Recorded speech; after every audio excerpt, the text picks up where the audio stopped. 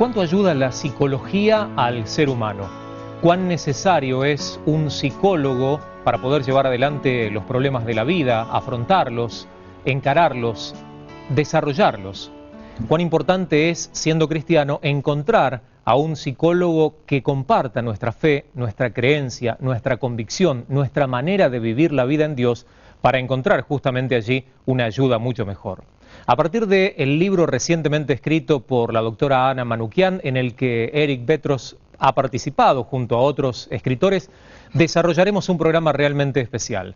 La psicología bíblica y las neurociencias serán el tema o el eje en el que se desarrollará La Otra TV en el capítulo del día de hoy. Los invitamos no solamente a disfrutar de los próximos 30 minutos, sino también a visitar nuestro Facebook. Aparecemos con nuestra fanpage bajo el nombre La Otra TV. Pasen por allí, nos dejan su me gusta y recibimos todos los comentarios y las opiniones.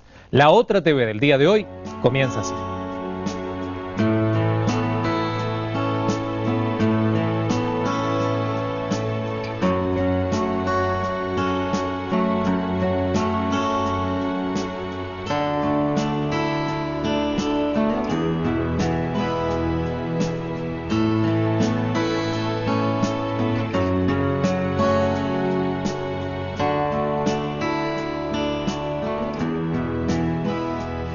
Programa especial de La Otra TV, nuevamente más que con visitas, con amigos. Está junto a nosotros la doctora Ana Manoukian. ¿Cómo le va, doctora? Bienvenida. ¿Cómo estás? Gracias. Y Eric Betros. ¿Cómo estás, Eric? ¿Qué tal, Mario? Muy bien. Un placer tenerlos. Además, no solamente disfrutar de estas dos personalidades, porque evidentemente cada uno tiene una trayectoria y una luz con la que brilla en medio de la sociedad. ¿Estuve bien? Bravo. Bravo. Después me pagan como arreglamos afuera de cámara, ¿no? Sino que además coinciden en este maravilloso libro llamado Psicología Cristiana y Neuroteología Bíblica, una ayuda integral. Los señores aquí presentes, aunque el libro dice doctora Ana G. Keleyan Manoukian y equipo, son los autores. Ella sería la doctora Ana Manoukian y él sería el equipo. Uno del equipo. Uno del equipo. Cuéntenme un poquitito de qué se trata este libro que la gente va a empezar a disfrutar dentro de poquito. Sí, ya está en la calle. Ah, bueno, cuéntenme. La idea fue explicar qué es la psicología cristiana. Ajá. Y dentro de ese libro, además de psicología cristiana, que es el primer capítulo, y neuroteología bíblica, hay un montón de capítulos que explican, por ejemplo, Eric hizo un capítulo sobre psicología de la religión, hay otros capítulos sobre resolución cristiana de conflictos, cosas inéditas en nuestro medio que nos ayudan a entender cómo relacionarnos de una forma distinta y cómo ayudar de una forma distinta, porque un psicólogo es una cosa y un psicólogo cristiano es otra cosa, y yo quiero marcar esa diferencia, ¿no? Es interesante, yo digo, sin anticipar el contenido del libro, invitándole a la gente que lo vaya, obviamente, a leer, me gustaría conocer de ustedes, que además son psicólogos y psicólogos cristianos, esa interesante diferencia de la que hablas. Muchos entienden o consideran que la psicología va por una vereda y el cristianismo va por otro, pero como en el caso de ustedes, si sos cristiano y sos psicólogo, ¿por qué vereda vas? Claro. ¿Quién me lo empieza a explicar? Cedo. No, empezamos. Bueno, lo acepto. Empecemos por este lugar. Hablar de que la psicología es antagónica con la fe es un anacronismo. Ajá. Es tan anacrónico como decir que la medicina no cuadra con la fe, ¿no? Cuando ya tenemos testimonios bíblicos, ¿no es cierto?, de que el Señor nos trae santidad, sanidad y medicina. Es decir, hay una clara diferencia entre lo que es la ayuda profesional, la ayuda de alguien que puede ejecutar el arte de curar, que era en ese tiempo, ya sea a través de la medicina clásica o a través de una psicoterapia, a una ayuda, por ejemplo, pastoral o lo que es tu relación con Dios. Si uno no entiende que el ser humano es un ser integral y que a su vez Dios nos ha dado talentos, nos ha dado dones, nos ha dado una formación para ayudar de diferentes lugares, está un poco perdido y se queda con una visión pobre sobre qué es la ayuda al otro. A su vez tenemos que agregar otra cosa, y es que un psicólogo a secas puede ayudar desde lo profesional, pero cuando tiene un paciente que es cristiano, que sostiene valores cristianos y que vive una vida acorde a la palabra de Dios, o lo juzga, / prejuzga, o no puede ayudarlo en plenitud, porque hay cosas que no entiende. Claro. Hay cosas que incluso le llaman la atención. y no puede dar cuenta, ¿no? Entonces quizás al darle algún consejo o al escucharlo en alguna cuestión de discurso, en vez de guiarlo, ¿no es cierto?, para algo que a su vez le haga bien y a su vez no perjudique su relación con Dios, a veces tiene que elegir entre una y otra y se arroja obviamente por la que esté bien, entre comillas, para él o para ella. También el psicólogo cristiano, al estar atravesado por la voluntad y la palabra de Dios y a su vez tener el don tan precioso de poder servir en lo que es el medio psicoterapéutico con la intervención del Espíritu Santo, ¿no?, se genera un clima totalmente distinto. Porque no es solamente uno el que está con el paciente ayudándolo, sino el Espíritu Santo que le está utilizando a uno y llega a lugares con el paciente que quizás sin conocer al Señor no podría llegar. Porque la revelación te da el mismo Espíritu que habla a través tuyo y el paciente se queda con una palabra que para vos no significó nada como terapeuta y sin embargo a la persona le hizo bien. O una oración. Claro. Le pregunto, doctora, mencionaba Eric, de un cristiano que quizás necesita una ayuda psicológica y no encuentra un psicólogo cristiano. ¿Qué es mejor, que vaya con un psicólogo o que vaya a hablar con un pastor? Que se inscriba en psicología cristiana Claro. Y atendemos por Skype, atendemos por... Es cierto, más, atendemos gente de otros países. Y si nombran la otra TV, les hacemos... No, no, pero es cierto, la diferencia es abismal, ¿no? La diferencia es grandiosa en lo que es un psicólogo cristiano o un psicólogo común. Nosotros vivimos el mundo de la psicología y entendemos bien cómo es, no quiere decir que sea mala la psicología. Lo que pasa es que, como decía Eric, tenemos este plus. El Espíritu Santo en medio de una entrevista hace un vínculo diferente. Yo pensaba recién cuando hablaba Eric cómo Jesús se entrevistó con la mujer samaritana. Si lo vemos como un psicólogo, decimos, en una sola entrevista la dejó pensando, ella tomó una decisión, llevó a su casa, a su lugar, esta novedad, esto que empezó a sucederle en su corazón. Es una entrevista psicológica cristiana. Entonces, y como eso, cada vez que pensamos que podemos ayudar... Vamos a coincidir que esta mujer también era bastante especial, porque ella se abrió y empezó a contar de su vida, cuando a lo mejor otro dirá, a un desconocido, ¿qué le voy a andar contando yo de mis problemas o de un psicólogo tiene esa capacidad, y un psicólogo cristiano tiene esa capacidad también. La persona por algo viene, busca, necesita, llama. Esto es fundamental. La persona viene dispuesta a hacer ayuda, y no solo los cristianos. Yo atiendo muchas personas que no son cristianas, pero vienen porque entienden que hay un plus, un valor, una firmeza en las convicciones, y muchos se han convertido en mi consultorio. Muchos han aceptado al Señor y piden, por favor, ora por mí antes que me vaya porque tengo tal problema. Entonces, esto tiene un valor impresionante, y yo hace muchos años que practico psicología cristiana, y por eso la idea de juntar un equipo con la misma visión, empezar a dar cursos, que es lo que hacemos, damos un curso de un año, de una vez por mes, intensivo, y eso motivó que el equipo pudiera escribir un libro. La verdad que fue grandioso, porque nos hemos juntado realmente por la mano de Dios con profesionales que trabajan en comunicación, que trabajan en resolución de conflictos, que trabajan en familia. Bueno, el libro tiene distintos temas y nos unimos a escribir un libro, ¿no es cierto? Y bueno, y salió. Contame un poquito acerca del capítulo que te tocó escribir. Bueno, yo escribí 2 capítulos, uno que se llama Psicología Cristiana, en realidad se llama Psicología de la Religión, pero habla un poco de esto.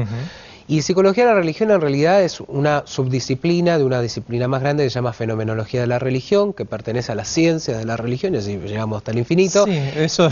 Es una disciplina filosófica. Desde la teología es un análisis de la estructura religiosa, ¿no es cierto?, de cada una de las comunidades de fe, cristiana y no cristiana, y ver qué fenómenos psicológicos y emocionales se dan en las congregaciones. Te digo que todo eso es para un libro, no es para un capítulo. Obviamente. Y teopatología también. Bueno, y el segundo capítulo, para no entrar tanto en cuestiones más técnicas, el segundo capítulo es una disciplina que prácticamente no está para nada abordada, que la comenzamos a trabajar con Ana, que es la teopsicopatología, ¿no? Todos conocemos lo que es la psicopatología, que son el compendio de enfermedades o trastornos mentales de nuestros pacientes. Por ejemplo, ¿cuáles? Pues el trastorno obsesivo compulsivo, o el TOC, que es muy conocido, el trastorno histriónico trastorno de la personalidad, el trastorno por dependencia a un otro, el trastorno evitativo, ¿no? La fobia social, ¿no es cierto? Ajá. Ansiedades, la angustia, depresión, etcétera. Es decir, todas las enfermedades que quizás más comúnmente conocemos, Claro. ¿no? Cosas muy normales, muy comunes que vos las estás nombrando y dice uno, oh, ¿eso tengo yo? ¿No? Porque suenan como, oh, es importante. Y es lo que más... mirá, la depresión, dicen que para el 2020 va a ser la segunda causa de deceso de las personas. Sí, Primero bien, las bien. enfermedades cardiovasculares y luego las depresiones. Es Tremendo. epidemiológico, Es sí, sí. epidemiológico. Entonces es algo que uno tiene que estar totalmente prevenido y capacitarse para poder ayudar incluso pastoralmente, lo digo también como consejo, ¿no? Ujú. Y bueno, la teopsicopatología es que es psicopatologías a veces, sobre todo en comunidades sectarias o con un lineamiento que no se acorde a la palabra de Dios, pseudo cristianas, vamos a llamarlas así, generan, ¿no es cierto?, patologías en las personas, ¿no? Las someten a rigurosos rituales, les controlan, ¿no es cierto?, la vida, no pueden tomar decisiones si no están acatadas por un superior, es decir, se arma un control bajo un liderazgo tan vertical, no tanto y tan centrado, que la persona no puede hacer otra cosa que obedecer al líder, no a Dios, al líder, ¿no? Ujú. Y eso lo vemos mucho en el funcionamiento de las sectas. O por ejemplo, si no tienen la misma creencia de la secta, separarse de su familia. Es decir, qué patología, qué trastornos se generan en esas comunidades y que muchas veces nos encontramos con personas que participaron en alguna de otra secta y de pronto se integran a una comunidad de fe y les cuesta mucho, les parece muy diferente y a su vez generan cambios patológicos en su personalidad que son necesarios tratar. Bueno, el capítulo un poco versa de eso. Interesante. Por supuesto es mucho más interesante cuando lo narra en primera persona o lo relata aquel que lo escribió, aunque leerlo va a valer la Sí, pena. sí, sí, el libro lo indudablemente. tienen que comprar. Me quiero... Imprescindible, obra imprescindible para la biblioteca. Exacto, no del puede faltar. cristiano, no puede faltar. No puede faltar. Me quiero quedar con la segunda parte del título, Psicología Cristiana y Neuroteología Bíblica. La palabra neurociencias desde hace unos años la venimos incorporando prácticamente a todo en la Sí, vida. sí. ¿Me puede explicar, doctora, qué es la neuroteología bíblica? Bueno, justamente es la neurociencia aplicada a la teología, así como hay neuromarketing, neuroeducación, bueno, también hay neuroteología. Y en este caso es fundamental entender qué pasa en el cerebro cuando nosotros nos convertimos, qué pasa en el cerebro cuando cambiamos de fe. ¿Qué pasa en el cerebro cuando nos Bueno, convertimos, hay que doctora? leerlo en el libro. Ah, bien. Bueno, la intención es ver qué movimiento hace la persona en su forma de pensar, en su mente, en su alma, cuando el Espíritu Santo empieza a trabajar en él. Porque está bien que a nivel corazón entendemos algunas cosas, aunque el corazón es un músculo que bombea sangre. Y está bien desde el punto de vista del afecto, llamarlo así, pero esto pasa en el cerebro, nuestra conversión pasa en el cerebro. Claro. Nuestra decisión de fe pasa por el lóbulo prefrontal, tenemos que ver qué pasa ahí, porque hay personas que pueden creer y personas que no pueden creer. Y uno dice, tiene toda la buena intención, son unos santos, pero no pueden tomar una decisión de fe. ¿Y Es decir, qué hay? ¿Hay un problema cerebral? O... hay una forma cerebral que hay que cambiar. Y Dios cambia eso. Cuando nosotros nos convertimos, cambia algo interno en el cerebro. No es lo mismo. Y esto está ya demostrado. Claro. No es lo mismo el cerebro de un cristiano que de un no creyente. No. Un cerebro del cristiano tiene áreas un poco más amplias, inclusive hay mayor sinapsis en ciertas áreas de neuronas y sobre todo empieza a cambiar la ética. ¿Cómo cambia la ética, la moral en un cristiano? ¿Dónde cambia? Cambia en el cerebro.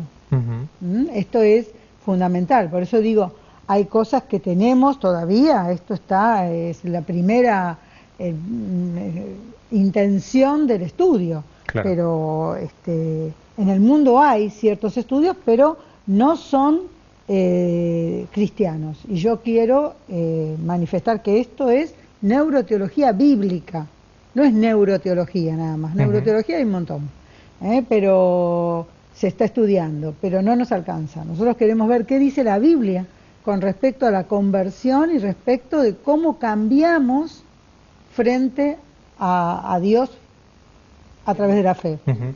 Qué interesante y qué importante el hecho de darnos cuenta de la realidad, de la existencia de Dios, aún demostrada justamente en este hecho tan particular, el cambio y la transformación que cerebralmente ocurre justamente en alguien que comienza a creer, que comienza a poner su fe en Dios. Quiero preguntarles, porque en algún momento de sus vidas se inclinaron por la psicología. ¿Por qué fueron psicólogos? ¿Por qué decidieron ser psicólogos? Arranca vos, Eric. Bueno, lo primero que yo comencé a estudiar fue teología, ¿no? A los 18 años comencé el seminario y bueno, después me llevó a terminar la licenciatura en teología. Pero después de estudiar mi primer año de teología, me di cuenta que el servicio pastoral, que es mi vocación y es el ministerio que estoy llevando a cabo hoy en día, necesita herramientas que brindan los conocimientos, ¿no es cierto?, científicos, profesionales, es decir, una formación más amplia. Esto no quiero decir que la Biblia no sea suficiente, al contrario, la Biblia es suficiente, pero nosotros no.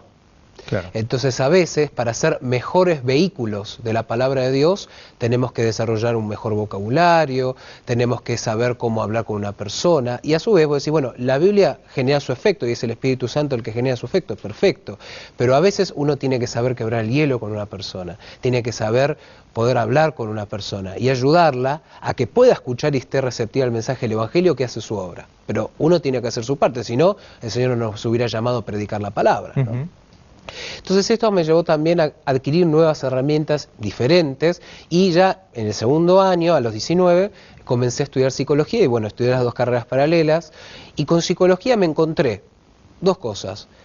Primero, lo formidable que es esta formación para todo aquel que quiere capacitarse en el diálogo con otros, en escuchar, sobre todo escuchar. El psicólogo es el que escucha antes que el que habla, ¿no? Y la palabra de Dios nos dice que seamos tardos para hablar, ¿no es cierto? Entonces, el psicólogo es aquel que escucha y entrena su escucha para escuchar a otro desde otro lugar, como lo hacía Jesús, y por eso generaba los cambios que generaban las personas, más allá de ser Dios. Claro.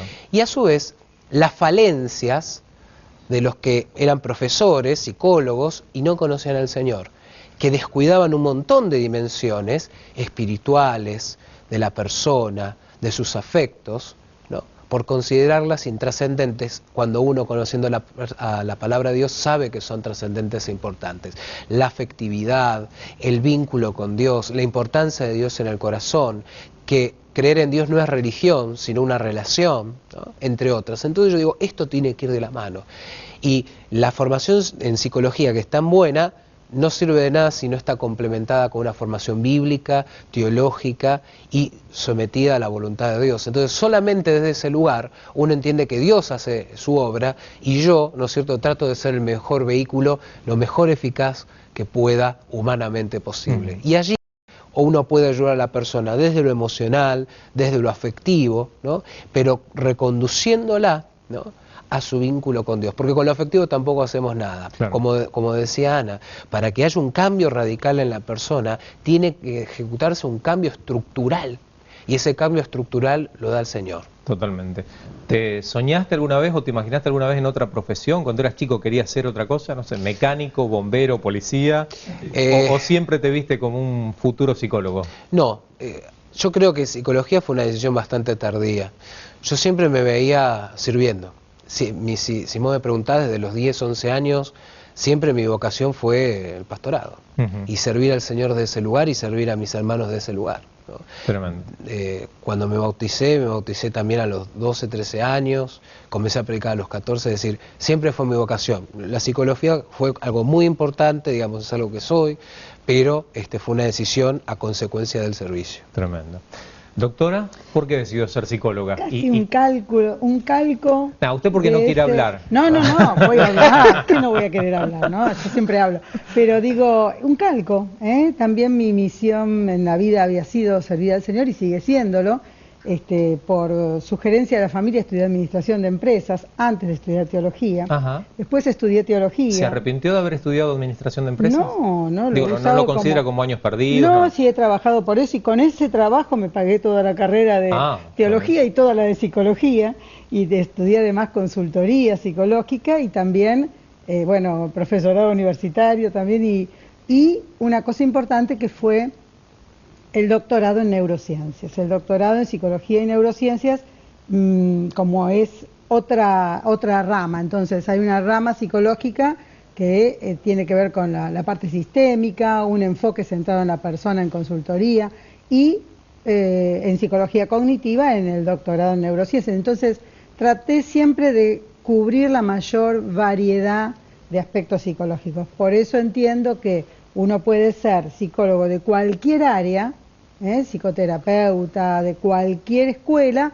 pero si es cristiano, la misión es otra, la mirada es otra, el futuro se da en el servicio al otro, en el servicio al Señor, sirviendo a otros. Entonces es como decíamos, un plus, pero además es una opción completamente diferente. Por más que yo tenga preparación en distintas áreas, ¿no es cierto? Puede ser psicoanálisis, cognitiva, puede ser sistémica, pero primeramente soy cristiana.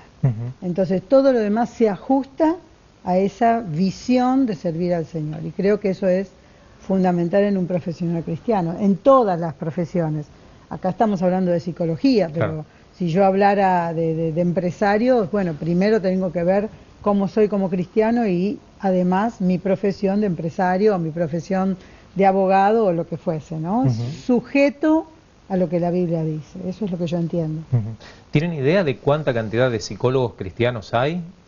Bueno, en psicología cristiana tenemos muchas personas sumadas, ¿no? Claro, pero digo, en virtud de los psicólogos que anualmente se gradúan o promocionan y se incorporan al mundo profesional, los que además tienen su fe puesta en Dios, ¿equivalen al porcentaje de la población cristiana, un 10, un 15%? Yo no sé si tanto. No, menos. Mira, yo te digo un dato local. Yo soy docente igual que Ana, y de las comisiones que yo veo, de 30, 1, 2... son cristianos. Sí, no.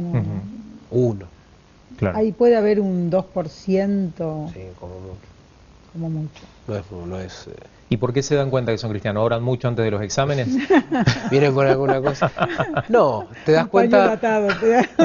Las redes sociales, claro, o las contestaciones, o muchas veces los alumnos nos ven en este programa o en otro espacio, y vos te das cuenta que te vieron es porque les interesa, ¿no es cierto?, el canal, entonces ahí te das cuenta, si no, no lo verían, o te googlean, porque los alumnos son, ¿no es cierto?, de googlear, y ven, ¿no? Y si son cristianos vienen y te dicen, usted es cristiano, qué bueno, yo también, ¿no? Dice el productor, te piden autógrafos, pero el autógrafo es de la época de él. El autógrafo ahora te piden selfie. Claro, ahora piden selfie. Sí. Es una selfie, te piden. ¿Te pidieron selfie? Sí, una vez. ¿En la calle la gente? Una vez. Porque te ven en la otra TV. Sí, muy bien. ¿Querés contarnos? Ya la voy a contar. También bueno, sí, fue una vez que estaba tomando un café con un amigo cerca del barrio chino, encima la persona no era oriental, pero era cerca, en las inmediaciones del barrio chino ahí en Belgrano, y se acerca una persona, encima estábamos afuera, era un lindo día, y me dice, ¿usted es el Heriberto? Yo le digo, creo que sí, a ver si tú eres un acreedor. Por las dudas. Creo que sí, ¿no? Lo pensaré. Lo pensaré. ¿Quién dice, no? ¿Quién pregunta? No, porque yo soy cristiana, ¿qué tal? Los saludo. Me dice, no, yo lo vi en la otra TV, la verdad que hacen un programa, y de paso lo transmito, hacen un programa muy bueno, me gusta mucho, lo veo con mi familia, qué sé yo, y yo le digo, bueno, me alegro, que Dios te bendiga. Y yo dice, ¿puedo sacar una selfie? Bueno, está bien, saca una selfie, andás aquí con esa foto, pero lo hizo, ¿no? Interesante. Así fue. A mí me pasó en una oportunidad, apenas habíamos arrancado con la otra TV, voy entrando con una pila de impuestos así, mucho dinero en el bolsillo, a uno de los lugares donde se pagan impuestos, para no decir el nombre. Voy a poner un pie dentro del local y viene saliendo a las apuradas un muchacho y me señala y me dice, vos sos el de la otra TV. Yo pensé que me estaba asaltando. Digo, primero tuve que reaccionar. Claro. Sí, le digo, los miro siempre. Y se fue. Digo, bueno, ya está. No sabía si estaba feliz porque miraba el programa o feliz porque no me había asaltado. Porque en ese momento uno con plata encima y esa circunstancia no sabía por dónde agarrar. Pero bueno, es la situación especial. Conté esto y me olvidé lo que le iba a preguntar a la doctora. Aprovecho para hacer una breve decisión, ¿no? Cuando Ana hablaba del encuentro con Jesús con la mujer samaritana, vos, ¿no?, lo replicaste y dijiste, la mujer era muy especial porque abrió su vida. Ahora, si nos ponemos a leer el relato con detenimiento, ¿qué es lo que permitió que la mujer pueda contarle su vida? la simple posición de Jesús con respecto a ella. Ella era una mujer que estaba acostumbrada a ir al pozo a buscar agua para su casa, para sus quehaceres, y de pronto encuentra a un hombre sentado en el pozo, un hombre judío, porque Jesús seguramente estaba con, ¿no es cierto?, el tanito, el manto de oración, con la vestimenta propia de los judíos, y que ese hombre, en primer lugar, segundo, judío, se dirija a ella y le pida agua. Claro. Eso fue lo que a ella la descolocó. Que se quedó asombrada y le dijo, vos siendo hombre y siendo judío me pedís agua a mí. Ahí empieza todo el diálogo. Jesús supo qué decirle para que ella pueda comenzar a hablarle, ¿no? Entonces, esta es la función de todo terapeuta. Las personas, cuando entran en alianza terapéutica o transferencia con el terapeuta, es porque el terapeuta sabe qué palabra oportuna decirle para la que la persona pueda abrir su corazón y comenzar a compartirle su padecimiento y su vida. Si esto no se produce, por más, entre comillas, excelente terapeuta que seas, no pasa nada. Claro. Porque lo primero es formar un vínculo con el paciente, y esto Jesús era experto. Tremendo. Doctora, se nos viene terminando el programa, pero quiero preguntarle dos cosas. Primero, ¿por qué la gente tiene que leer esto? Y además, si este libro es apto en su lectura para cualquiera o alguien que obviamente esté vinculado a esta área, al área de la psicología, lo va a recibir mucho mejor. Sí, sí, es apto para todos, pero especialmente para aquellos que quieren aprender y leer sobre estas cosas que son, como yo decía, temas inéditos, ¿no? Y todos compilados en un solo libro. Quiero aprovechar para anunciar que el 11 de noviembre vamos a dar un seminario especial sobre psicología cristiana y neuroteología bíblica en la zona de Flores. Pueden entrar en el Facebook a Psicología Cristiana y ahí van a ver o preguntar o comunicarse para anotarse, y es un seminario que dura desde la mañana, 9 o 10 de la mañana, hasta las 3 de la tarde. Entonces compartimos, almorzamos todos juntos, es un momento especial donde vamos a tratar estos temas y es para todos, para profesionales y también para creyentes sin ser psicólogos, ¿no? Fantástico. Muchísimas gracias, doctora, por su visita. Eric, también. Gracias. Nosotros estamos encarando ya el final del programa del día de hoy. Queremos agradecerles a todos ustedes por la compañía y recordarles algo fundamental. Dios está allí, como lo mencionaron estos maravillosos amigos que tenemos en el programa de hoy, para escucharlos, para poder prestar atención. Tiene sus oídos abiertos para que puedan abrirse y compartir con Él sus problemas. Y además, lo más maravilloso, tiene la solución, tiene la respuesta. La televisión tiene sus propuestas. Esta fue la propuesta de La Otra TV del día de hoy. Muchísimas gracias. Será hasta la próxima. Dios los bendiga.